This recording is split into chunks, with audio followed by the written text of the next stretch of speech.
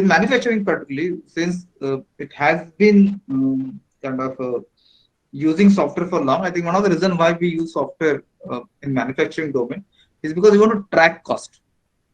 Okay, you want to really know how much does it cost to make a product. So you may have a overall cost of running a factory. Okay, but you really want to know how much does it cost to make a particular say soap. How much does it really cost to make a soap?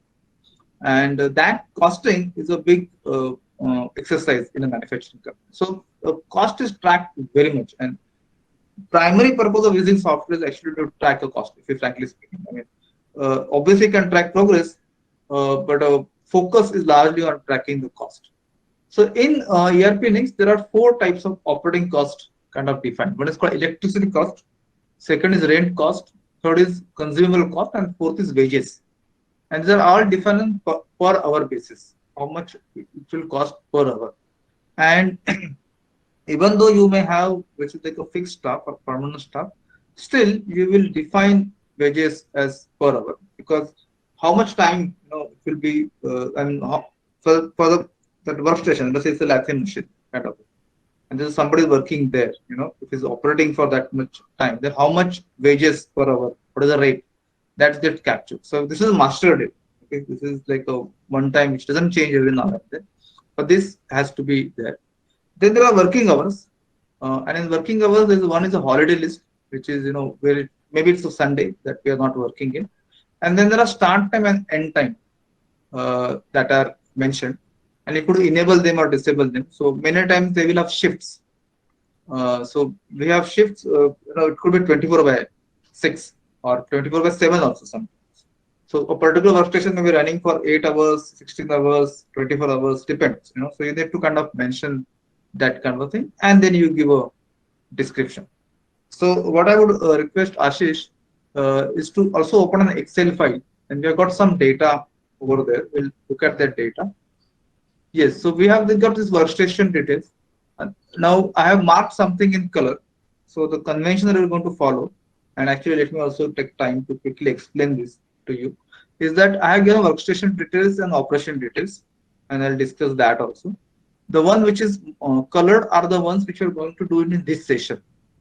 Okay, we'll enter these three things over there. We'll enter operations over there. Ashish, if we go to the items worksheet next. This is the items which you already have these items, but we'll go and mention the valuation rate over there. So that is what we'll do in today's session. And if you go to bill of material, there is a lot over there, but we're going to do only first part of it.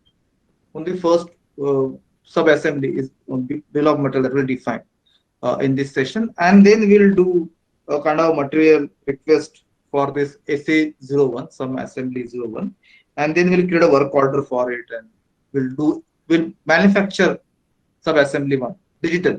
Okay, obviously not in real life, but digital manufacturing. Then why I have given you all the other data? Okay, this is all your homework. Okay, so if you really see it in this column, you have got sub-assembly 1, sub-assembly 2, sub-assembly 3. If you go down, I think there is sub-assembly 4 also over there. Yes, I think sub-assembly 4. Yeah, that's all. And in the second column, we have got the products, which are product desktop and laptop. That is product LT, product PT, and PD is portable drive. And by the way, this is all fictitious, and it's not a real thing. We just put those numbers with some thought process, but these are not real numbers. I mean, you really don't have this part I, part J kind of thing. If you have access to some bill of material, you can use a real life bill of material. But this is just some common sense thing that we have done. So we have got the entire bill of material kind of prepared for you. So what I would expect you is to do an exercise, and I'll tell that exercise how to do it later. But that will require you to do entire thing. Okay, so that is something that is an exercise for you. But for the time being in the session, we'll only do these things, which is what is marked in color. So Ashish, I would request you to start creating these three workstations, and others, everybody actually rather, should start creating these workstations, three workstations, and then we'll proceed with the operation. So we'll do kind of hands-on as we are speaking.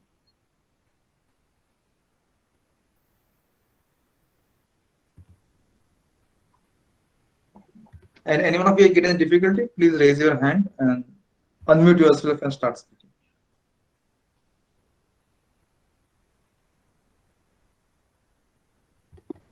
Oh, so Production capacity will be 1 for the time. Yeah, we'll keep it 1.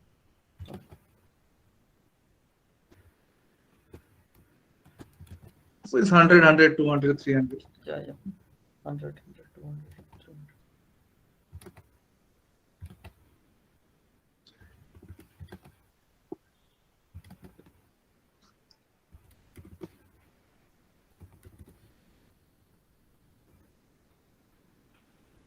When we come to working hours, holiday list we can ignore.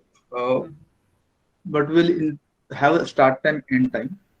So for that, you could add a row in the working hours. And you click on, and you can drag those balls. I mean, the scale is there, right? You can drag it to the left. There are 3 balls. You can just drag it to the left. So that will give you 0, 0, 0. So it's basically saying 24 hours, basically. And then this time you can drag it to the right.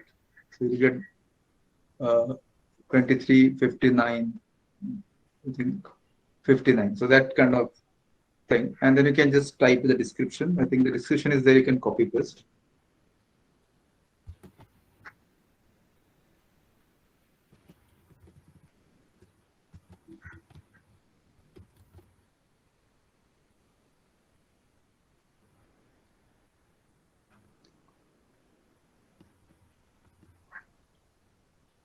Save it, sir. Yes, save it. So this is the same way you could do 2 more. I think everybody should do all 3.